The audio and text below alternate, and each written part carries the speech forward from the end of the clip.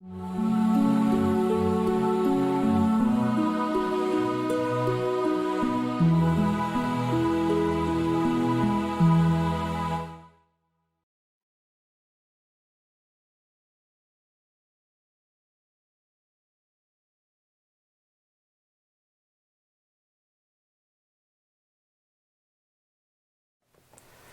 morning.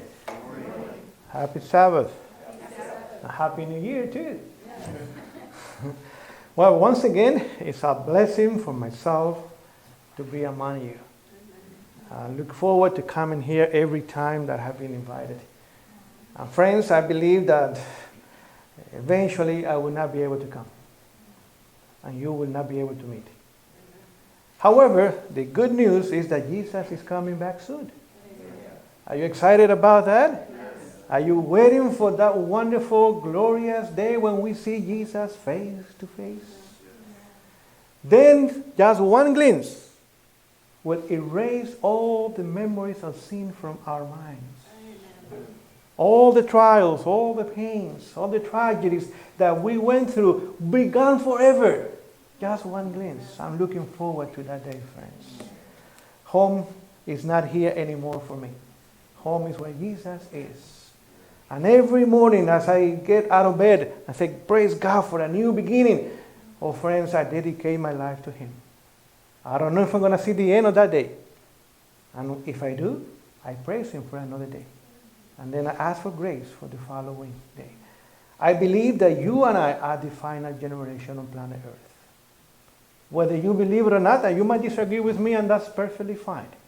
But things have been happening lately that is telling me without any doubt that Jesus is coming soon, and I believe perhaps that we are in the last decade of human history. You know, even the world is talking about 2030, right? They just see 10 more years before they have complete control of the world. And I believe once again that God is going to intervene in human history. Amen. Remember when they were building the Tower of Babel? They went up and they were higher and higher every single day until there was a time when God says, that's it. Were they able to complete the project? No. Were they able, did they come close to it? Yes, but they never finished it. Never got it done. So Satan tried a second time. No, Babel, Babylon. And then you have King Nebuchadnezzar, right? So, oh, this is the great city that I have built. Look how powerful, how mighty, how wise I am. And then God once again intervened. He says, no, Babylon is not going to rule the world forever, for a little time. And then it's going to be gone again. Now Satan is trying another time. And this is the last time, by the way. 3 times. Babel, Babylon, the empire of Babylon, and now spiritual Babylon. And God is going to allow His agenda to move forward like never before. So get ready, because it's going to be a bumpy ride ahead of us. And it's already there, but it's going to get bumpier as we move on. God is going to allow Satan to move his agenda almost to the very end of it, to show the entire universe the kind of government that Satan would have established. And then he's going to intervene once again. I mean, even if you have a dollar, I don't know if you have a dollar on you, take it out. I'm not going to collect an offering. It's just to show you something. Don't worry. You're going to keep it. It's your money. You work for it. Look to the back of the dollar. What do you see there? A pyramid. What is on top of it? The all-seeing eye. But what is also on top of it? There's a little part, right, that is not touching the pyramid. So their plan is to complete the pyramid, the Tower of Babel. By the way, it was not a tower. It wouldn't fall over. It was a pyramid. So it can stand all the weight and could go higher and higher and higher. So once again, the secret societies, which are Satan's agencies on planet Earth believe that this time they're going to be able to complete what? The pyramid.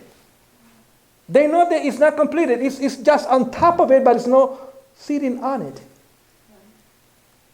But they expect that eventually they will be able to complete the pyramid. It's not going to happen though. Perhaps it's going to move closer to the pyramid. A lot closer. But they will not be able to finish it. God is not going to allow it. Then he's going to come and establish his kingdom forever and ever. In righteousness, and holiness, and pure, and love. Friends, that's where our citizenship should be. In the kingdom of heaven. Eventually, you're not Americans, I'm not American, we are Christians.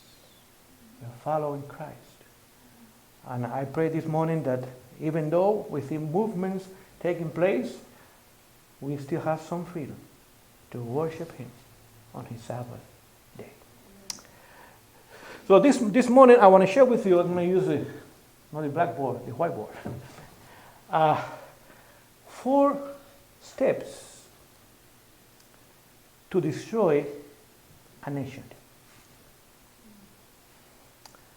This was taken from Yuri, I don't know if you remember him, Yuri Berbemev. He was a former agent of the KGB in the former Soviet Union. And for many years, he worked to infiltrate governments and nations, institutions, churches, you name it. And they had an agenda, and if you follow that agenda, he said, he's dead already, you will be able to infiltrate any country, any institution on planet Earth. So we did it. We did it. And as I go through the agenda, you will see that what has been happening in the U.S. for the last 30 years or so, it doesn't come out of the blue, has been happening because there's a plan, an agenda behind it. And there are people who are willing to follow that agenda and implement it, even though their own nation will be destroyed. So I'm going to go to the whiteboard. Let me get one of these pens.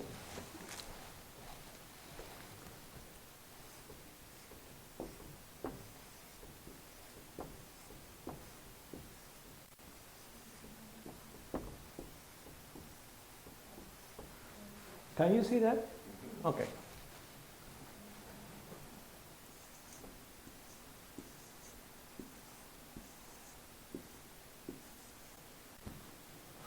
Oh, I'm running out of room.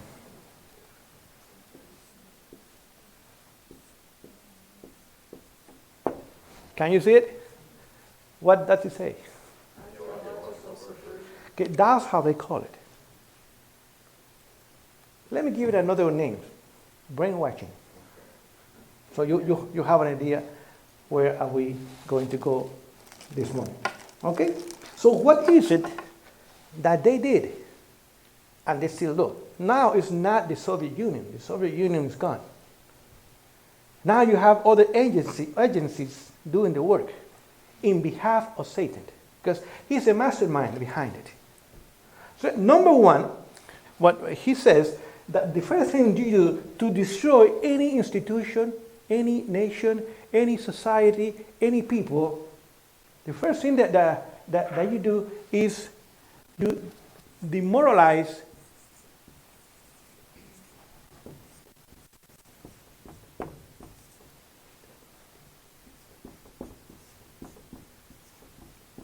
Can you see the green color? No. No? Okay, let's erase it then. Let's find another.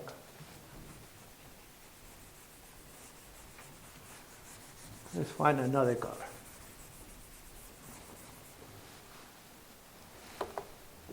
Perhaps red will do.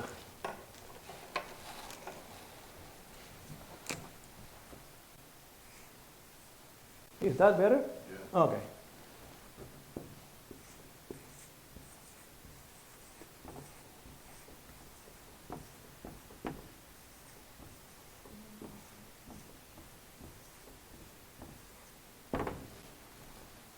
Step number 1.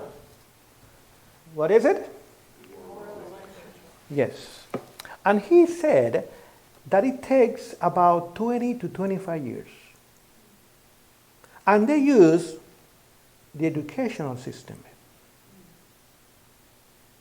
So it's through false or fake education, how they eventually, after 20 or 25 years, and that's the time for one generation to be instructed in this.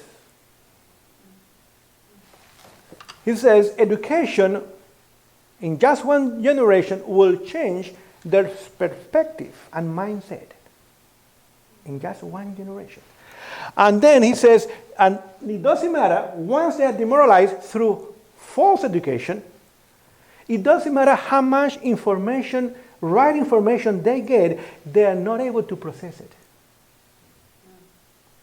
He says, I could take one of them to Siberia, to the concentration camp in Siberia. They could see it with their own eyes, and they still believe that the Soviet Union was a great country. The only way they're going to wake up is when one day a military boot is on their neck. But then it's too late. But then it's too late. So how is it that education brings the demoralization of society, of a nation, of an institution? So number 1 is entertainment in the educational system. Games, sports, outings, picnics. Let's have fun. Let's not hit the books. Forget the books. Let's have fun. Let's do whatever we want to do. Let's entertain the new generation, so when they come to school, they don't learn, they're entertained. And they have a wonderful time. And then they go home and say, oh, we had a wonderful time in school. What do you learn? Well, I don't know, but we had a good day in school. So entertainment, that's number 1. Number 2, then he talks about the media becoming the right hand of the fake education. Because what they hear in the school, then at home the media reinforces it. It's fun. It's just fun. You're laughing. You're making jokes, and you're having a wonderful time in front of the television. So the school is brainwashing the brain, and then when they get home, the media continue to brainwash their brains. The same junk that they got out of the school, now they get out of the media.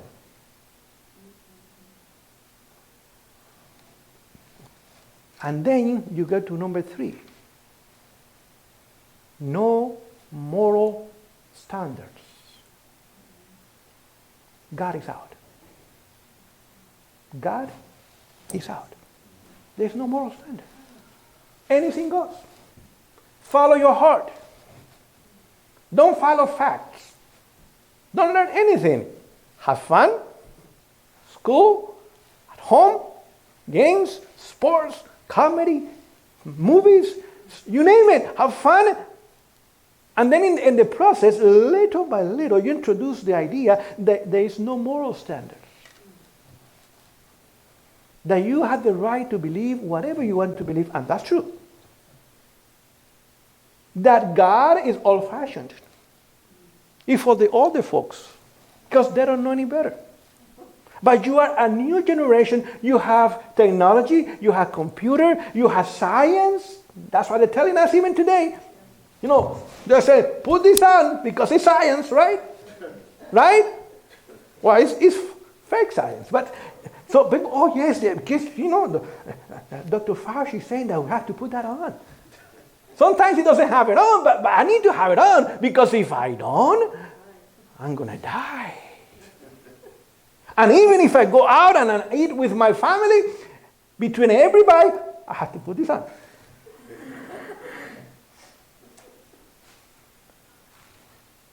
By the way, this is not going to go away. Because this has nothing to do with the virus. This has to do with control. If you're willing to follow a little control, By the way, this is not violating any principle. If you put it on, you're not violating any principle. But they know that eventually, as they continue to tell you what to do, you will continue to follow it. And if you don't, well, I'm not going to get ahead of myself. So, demoralization, 20 to 25 years. Fun? The media reinforce it? No God. There's no moral standards. It says, after 25 years, with the new generation now programmed or brainwashed to follow what comes next, they will do it out of loyalty to the new system. They're going to believe, for example, that the old system is evil, repressive, racist, and you have to do away with it. If you don't, then you are guilty of being an evil person in a new society.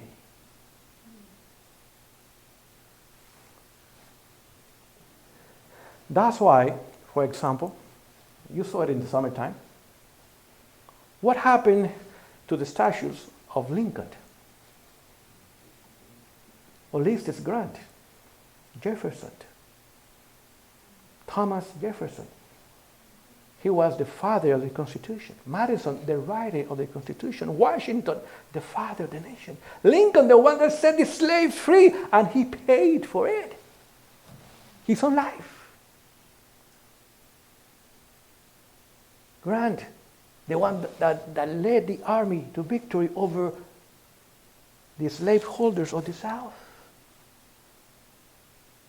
And 400 white men did something for the black man that the black man was not able to do at that time. They gave their life. So the black man that could not free himself, he was not able. He had no power, he had no money, he had nothing. He was a slave. But the white man was willing to die for the black man to set him free. That's not taught in school, by the way. Even Lincoln and Ulysses Grant were evil. So bring them down. They represent the past. They are not with the new generation. They did it out of convenience. Convenience? When so many people died?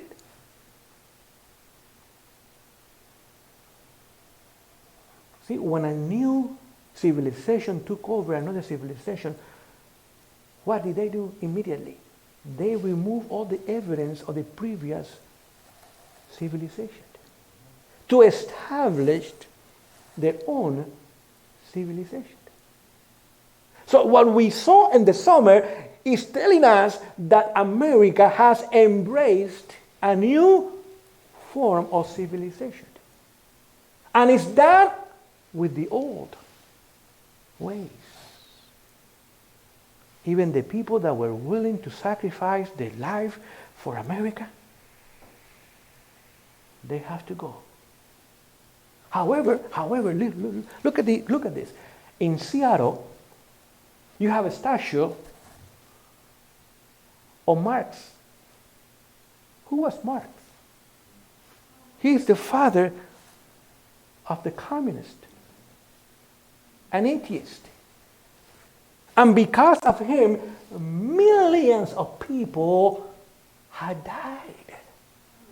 However, they did not touch that statue. It's still there. If you go to Los Angeles, for example, there's a statue of Shekabara. I don't know if you have ever heard of him. He's famous in Latin America. A murderer. A man that killed people because he thought that that was the right thing to do. And now they worship Marx and Che Guevara. However, Lincoln and Jefferson, Madison, Washington, gone. Evil people. evil people. So, wow, Washington, he had slaves. It's true. So did Jefferson, and so did Madison. Is that all they did? No, they did a lot more than that. They established a nation, and a good one. I'm not justifying slavery at all. There's no justification for slavery. It's evil to the core. Praise God that eventually, by the way, the U.S. has been the only nation on planet Earth that had a war to abolish slavery.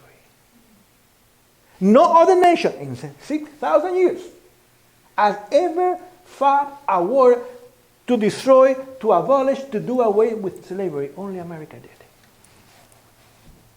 And by the way, he paid a high price for it.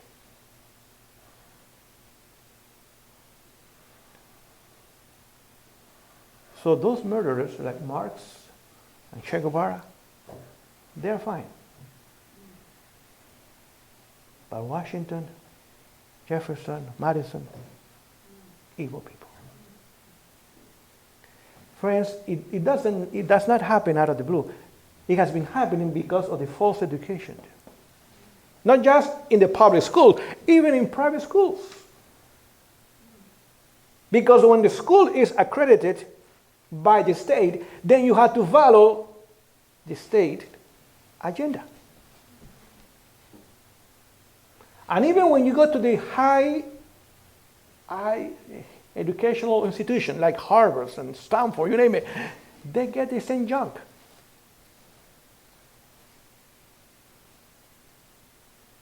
However, the people destroying the cities, because many cities were destroyed, burned it, looted it, you name it. They believe that it's okay to kill an unborn baby. Well, that's no problem with that. I mean, it was wrong for Jefferson to have some slaves, but to kill over 4,000 babies every day, there's no problem with that. There's no problem with the homosexual agenda either. There's no problem with the slavery even today. As we speak, there are at least 25 million slaves on planet Earth. Most of them in Asia, not in Africa anymore. Places like China, and we buy from China all the time because what we get at Walmart is, it's a slavery work. People are not being paid at all. They are paid, they just pay $1 a day. And then they own it because they eat there and they have to pay for the food, and they have a little place that they call a residence and they have to pay for it. So they are never able to get out of the system because they own more than they're making. And they work 12 hours a day. Not in good conditions at all. But the people say, because, Madison had as few slaves. He was so evil. But let's continue doing business with China, which have millions of slaves. And China is not the only place, perhaps. You have places like North Korea and some other places in Asia when they have people working for nothing. Yes, go ahead. Washington and Jefferson also, if you look at the historical accounts, they treated their slaves well. Now, I'm not saying that all slaveholders did, but those two individuals did. Perhaps they did.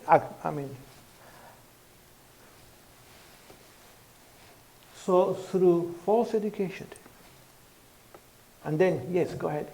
What is the source of this movement in America right now? Is it communism or what's behind this? That's what it is. However, there's an agenda behind the group, and they don't even know it. Many of them, they are being used. I'm going to get to that in a minute. You'll see what happened when I get to number 4. So through false education, you take a young man's mind and you put in it this junk. No God, no standards, The media, have fun, enjoy yourself, no responsibility. You don't have to work. Mom and dad will take care of you. You just have fun. Enjoy your life. You're a young man. You don't have to have any responsibility. Just do what you want. And then school is undermining the history of the nation. It's telling you that the people that founded the nation were evil. And you need to do away with them and then embrace Marx and Shekabara ideologies. Friends, what we are seeing is we are reaping what we sow.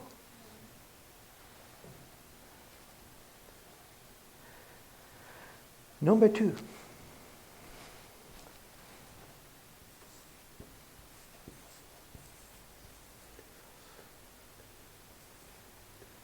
Let me see if I'm spelling it right or not.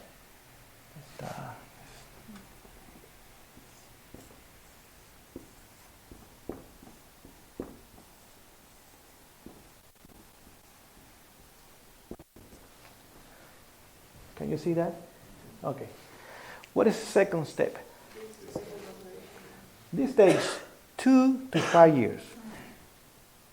Once this is done, you move to step number 2, 2 to 5 years. And how do you destabilize a nation that has now no moral principle to follow or to stand on? Destroy the economy. You destroy the economy of the nation. How do you destroy the economy of the nation? It's interesting. Number 1, regulations. I mean, you have so many regulations that it's not easy for the free enterprise system to operate. Have you heard of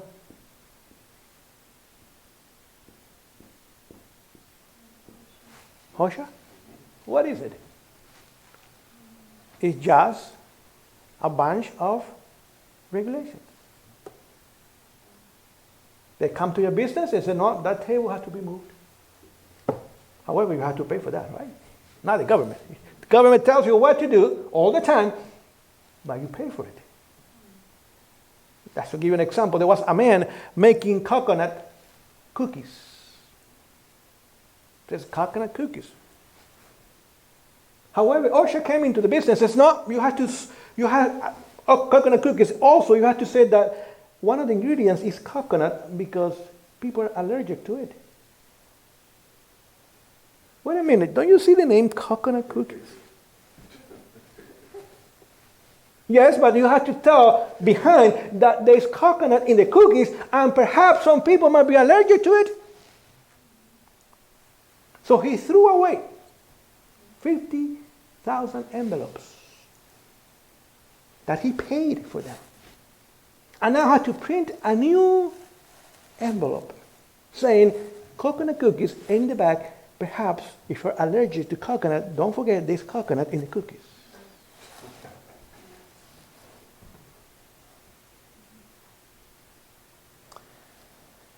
So I said, you pile up a bunch of regulations on the free enterprise system. Do this, do that.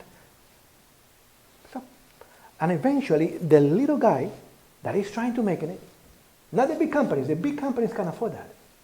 They have the money already. But the little guy that is trying to make it, the moms and pops businesses cannot make it. In other words, the middle class is wiped out. The big guy, fine. He can afford all the junk that is coming from OSHA. I'm not saying that OSHA is evil. Sometimes there are good regulations. But many times it's just common sense. So it says, you destroy the economy. Here you destroy the mind and the moral and the heart of a society. Here you destroy the economy of the society. OSHA. Then high taxes on top of that. High taxes. Then every time Uncle Sam get his hand into your pocket, it takes more. There's nothing you can do. Or I can do. You either pay your taxes or you're out of business.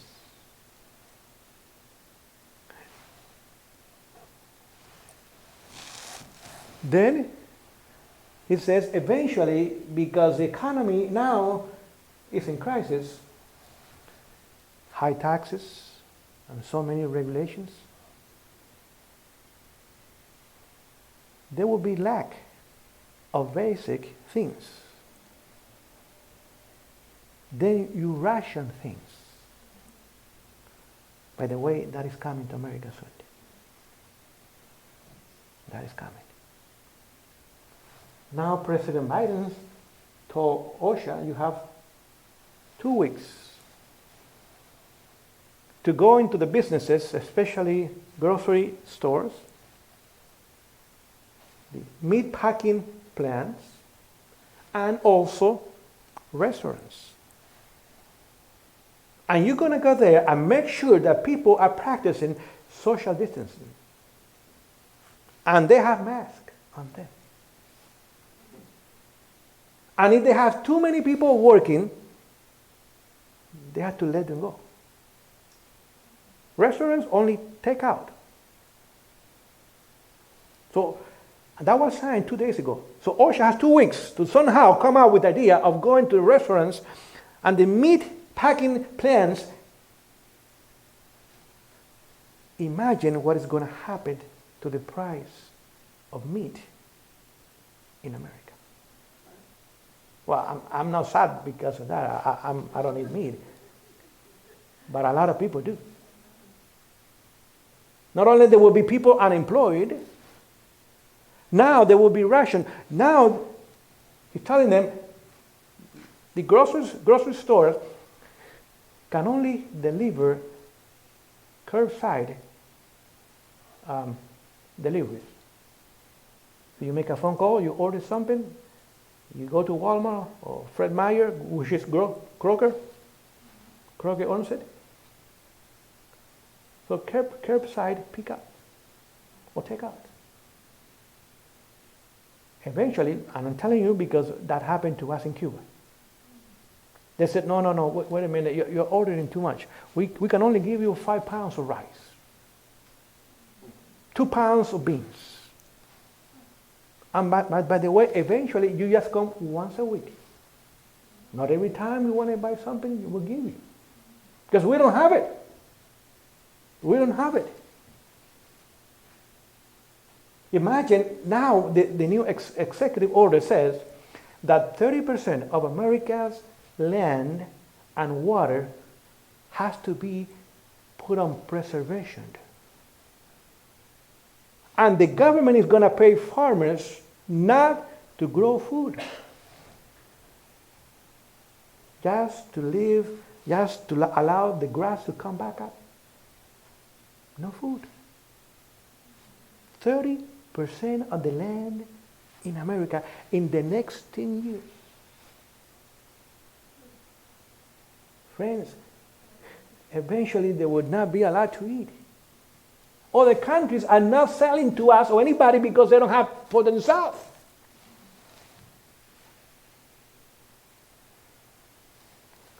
The price of shipping containers is up 300% right now.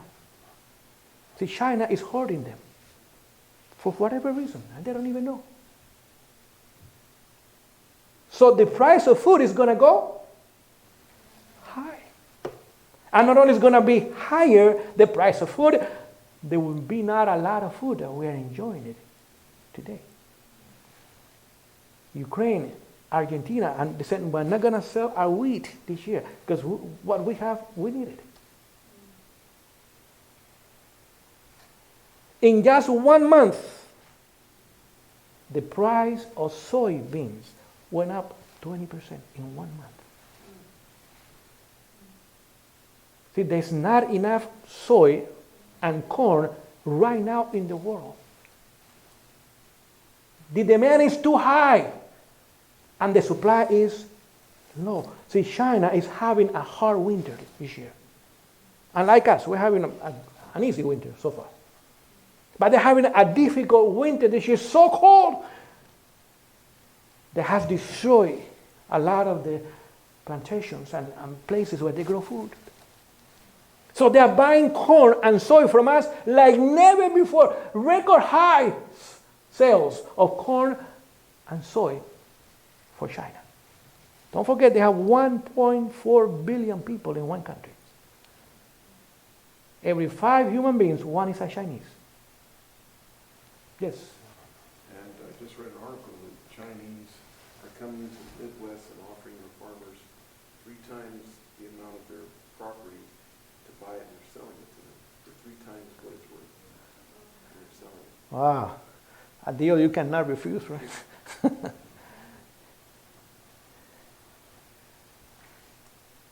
So with 30% of the land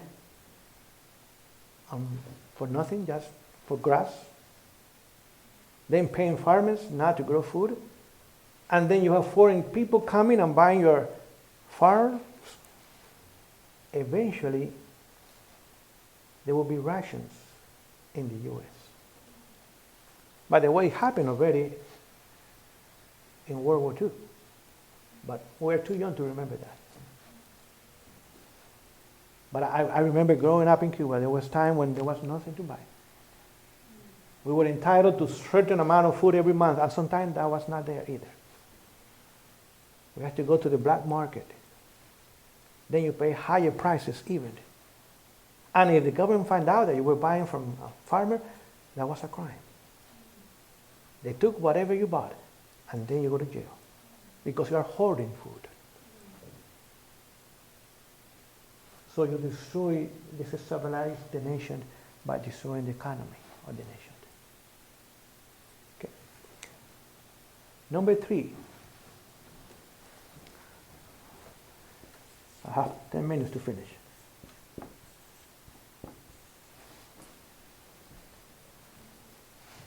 You create a crisis. You create a crisis. It says this takes about 6 to 8 weeks.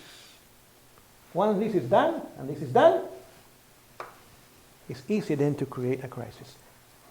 And you already had the solution for it.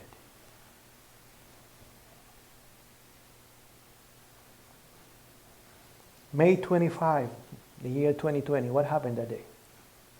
In Minneapolis. I'm going to help you. George Floyd. The nation was already in lockdown.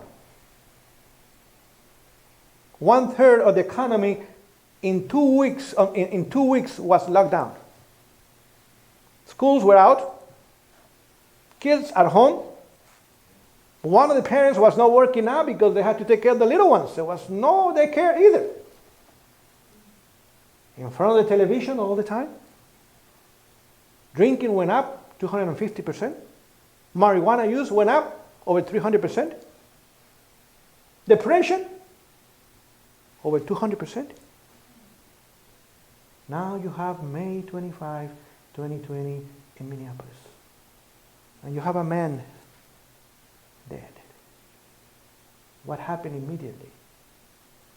The nation went into what? Into a crisis.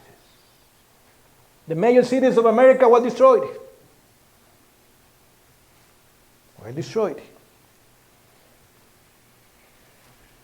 And then step number 4.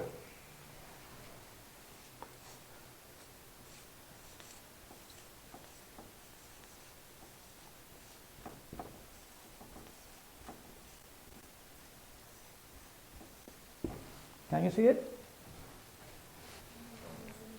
Says normalization. Well, it's running out of ink. Normalization. That's the name they use. Have you heard that name before? The new normal. Oh, there you go.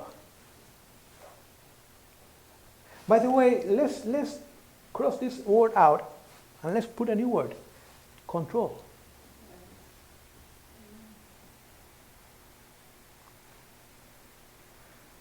When the Soviet Union rolled their tanks into the Czech Republic, 1968, perhaps some of you remember that. You know what the Soviet Union said? Well, now everything is normalized in the Czech Republic. In other words, we have complete control of the nation again.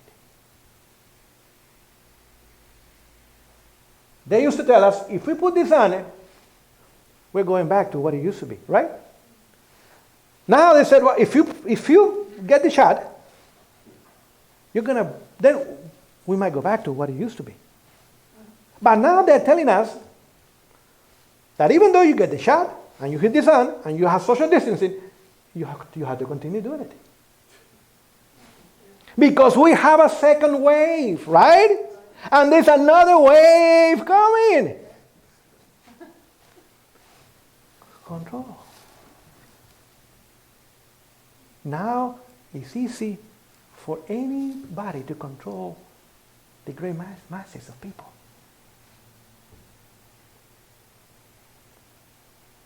They said, well, we might not go back to normal. They are telling us that we're not going to go back to what it used to be.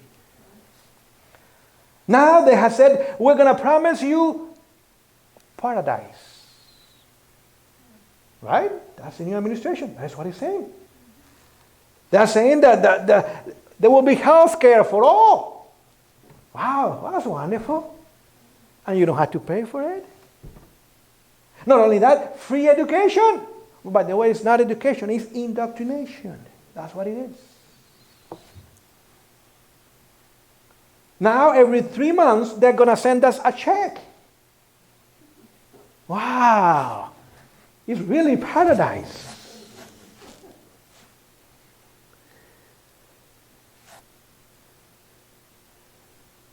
They're going to take care of us.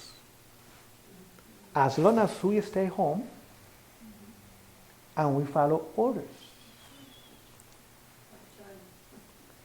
So welcome to the Republic of the people of North Korea. America, sorry.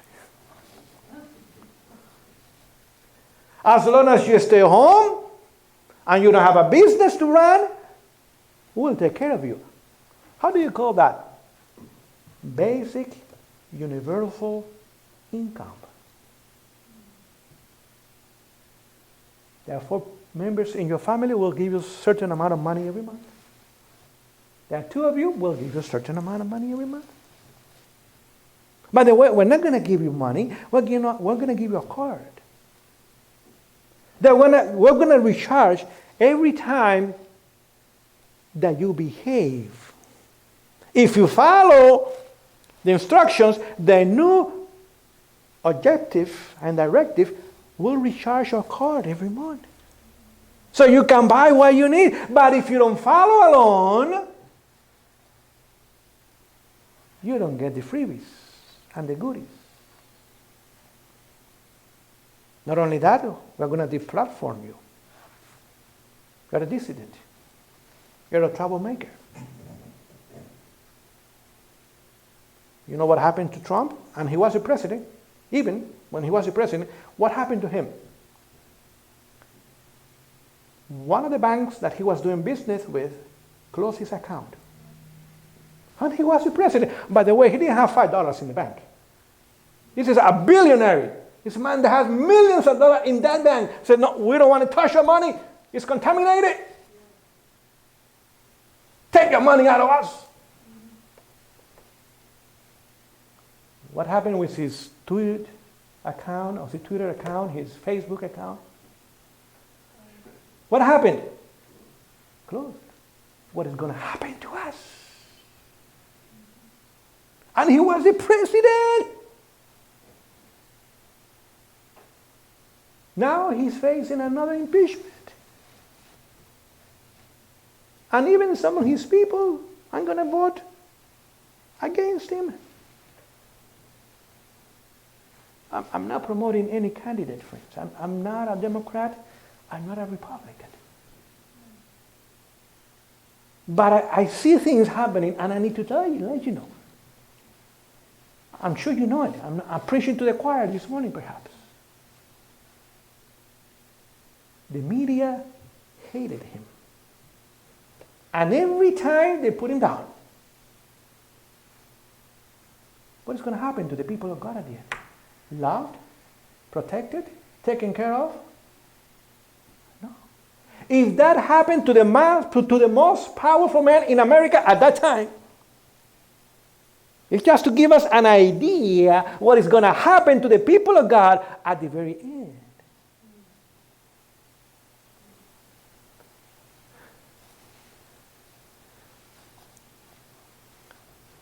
And then, to finish this morning, normalization, control. What happened then? The people that were leading the movement are taken out. Because they know too much. And they're not useful anymore. You saw it in the Soviet Union. When Lenin took over, he purged the Communist Party, not the Communist Party. The people that he thought that perhaps one day I'm going to be against me, let's get rid of them. When he died, and then Stalin took over, what did Stalin do? The big purge. Even bigger than before. The people that gave everything for the revolution, the Bolshevik revolution, they were taken to the firing squad. One after another. Lenin used to call them the youthful idiots. Let's use them as long as we can. And then let's get rid of them because they know too much. What happened in Cuba, my country, when Castro took over? Camilo Cienfuegos, he was a revolutionary, but he was not a communist. He took him out in 3 months, in 9 months. Shekabara, out. See? Because they knew too much. And they were not useful anymore. What happened in Afghanistan when the Soviet Union came into Afghanistan? Perhaps you remember that, 1979. Taraki killed. Amin, the follower, killed. Then Babrak came into power. And eventually they did away with him too. What happened with the Sandinistas, when the Sandinistas took over in Nicaragua? Many of the fellow soldiers that have been fighting for the revolution in Nicaragua, dead. To answer your question. And I could give you more examples. My time is up. I have 2 minutes. I believed that President Biden is there for a little time. I don't think they're going to kill him. That's not what they're going to do. They're using him now. Eventually, he's going to be removed. You know, he has some dementia. And then they're going to have the person that they want to have in power.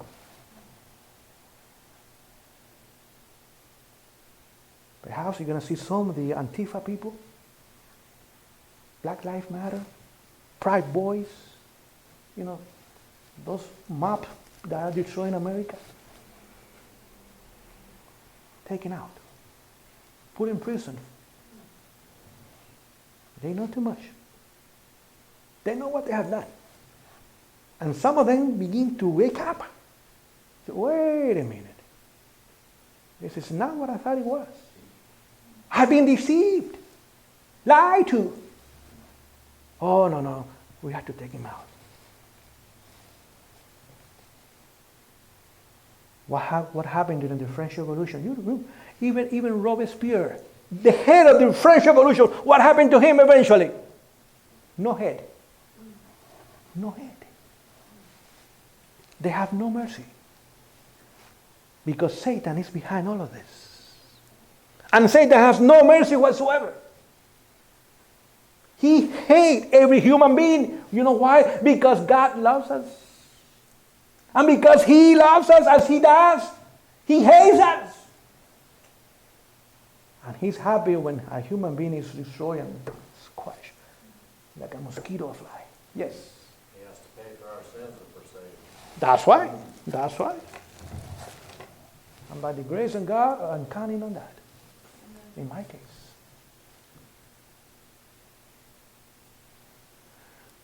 So how long is this going to continue? I have no idea. But that's where we are. We're following Satan's agenda. And perhaps some of the people have no idea that they're following Satan's agenda. Some of them might be even sincere, believing that they're pushing for new ideas that are good. But Jesus said, by their fruits you shall know them. If the fruit is bad, he says, cut it, cut the tree down and throw it into the fire. Right? So now the American society is going to go far to the left. We have no idea how far it's going to go. I have no idea. But it's going to go very far to the left. And then eventually the pendulum will go to the other way. Because this is going to fail. Did it fail in the Soviet Union? Yes, it did. Did it fail in Poland, Romania, Hungary, East Germany, Yugoslavia, Bulgaria? Yes, it did. Is it failing in Cuba? Big time.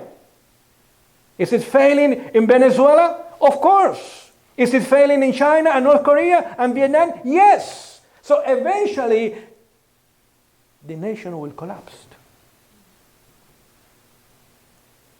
And then Satan has another agenda.